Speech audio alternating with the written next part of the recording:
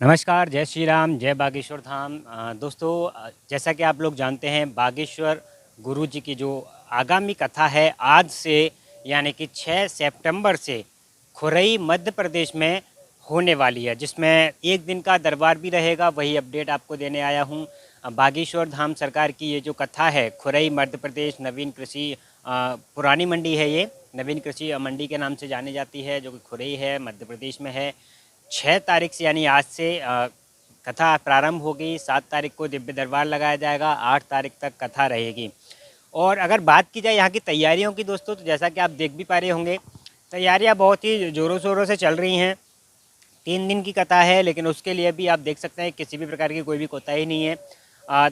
3-3 पांडाल, बड़े बड़े विशाल पांडाल लगाए गए हैं, क्योंकि आप लोग जानते हैं जब भी बागेश्वर बाबा की कथा होती है, लाखों लोग पहुँचते हैं। दरबार लगाया जाता है। दरबार में अक्सर वो संख्या बढ़ के, जहाँ पे नॉर्मली अगर कथा सुनने के लिए लोग 1-2 लाख आ रहे हैं या 50,000 आ रहे हैं, तो दिव्य दरबार के दिन वही संख्या 2 से 3 गुना बढ़ जाती है। कहने के लिए तो लोग कहते हैं, जिनसे भी हम मिलते हैं, कि भाई बागेश्वर गुरु जी की जो भीड़ जुड़ रही है वो किस लिए जुड़ रही है। तो लोग कहते हैं केवल उनके जो प्रवचन हैं वो सुनने के लिए। उनके जो प्रवचन हैं बहुत अच्छे लगते हैं, लेकिन ये जो दरबार है, दरबार वाले दिन का जब माहौल समझ देखते हैं, तो उसके बाद समझ में आता है कि ये जो भीड़ है ज़्यादातर पर्चे के चक्कर में है।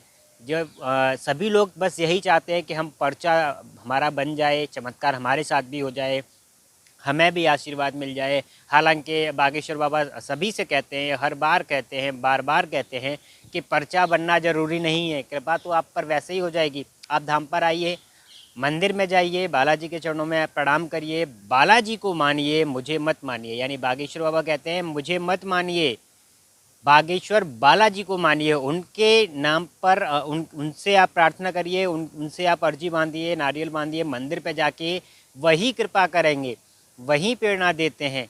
तो बाबा के चक्कर में आपको नहीं पड़ना है। वैसे भी माहौल ज़्यादा बिगड़ जाता है, कथाओं में भीड़ बहुत ज़्यादा रहती है, तो कोशिश करिए कि आप धाम जाएं, मंदिर जाएं, वहाँ पे आशीर्वाद प्राप्त करें। पर्चा तो केवल उनके लिए है जो चमत्कार देखना चाहते हैं। जब आप इतने सारे पर्चे बन के देख चुके हैं, उन्होंने जिस प्रकार से पर्चे बनाए हैं, जिस प्रकार से चमत्कार किए हैं, तो फिर आप पर्चे की लालसा क्यों करते हैं।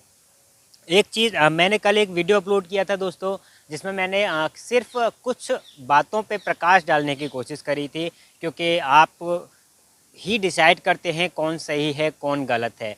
और मैंने कुछ ज़्यादा गलत बोला भी नहीं, लेकिन लोगों के जिस प्रकार से कमेंट्स आए, तो ऐसा लगा जैसे लोग सच केवल सुनना ही नहीं चाहते हैं। उनका बस यही है कि उन्हें केवल अंधेरे में ही रखा जाए। उनको किसी भी बात पे सोचने समझने के लिए तर्क ना दिया जाए।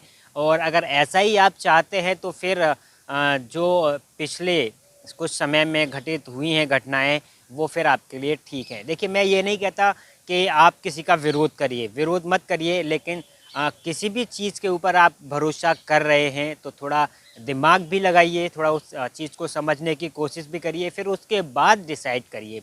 आस्था अपनी जगह है, अंधविश्वास अपनी जगह है। बागेश्वर गुरु जी के फॉलोअर्स इस समय पूरे भारत में ही नहीं, देश विदेश में हैं। और उनका जो दायित्व है, जिस प्रकार से वो कार्य कर रहे हैं हिंदू राष्ट्र के लिए, जन कल्याण के लिए, तो जाहिर सी बात है लोग उनसे जुड़ेंगे, उनके बारे में कुछ भी बुरा नहीं सुनेंगे। लेकिन कोई भी चीज़ अगर आपके सामने पेश की जा रही है, तो तब तक निर्णय मत लीजिए, तब तक आप उसके बारे में पूरी तरीके से ना जान पाएँ। और अगर आपको कोई वीडियो बताया जा रहा है, दिखाया जा रहा है, तो पहले उस वीडियो को पूरा देखिए। केवल आधा पार्ट देखने के बाद आप डिसाइड नहीं कर सकते हैं कि कौन गलत है कौन सही है।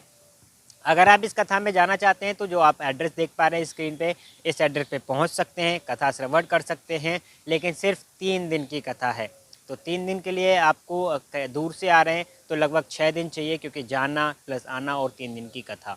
तो बस यही एक थोड़ी सी प्रॉब्लम रहती है कि बागेश्वर गुरु जी की आजकल की अगर कथा देखी जा रही है, तो कहीं 1 दिन की हो रही है, कहीं 2 दिन की हो रही है, कहीं 3 दिन की हो रही है। और भारत के एक ये अकेले ऐसे संत होंगे जिनकी कथा 1 दिन 2 दिन और 3 दिन के लिए भी लगाई जाती है। बाकी और कोई संत आपको देखने को नहीं मिलेंगे जिनकी कथा 1-2-3 दिन की हो। हमेशा ज़्यादातर लोगों की जो कथाएं हैं 7 दिन, 5 दिन या 9 दिन की रहती हैं।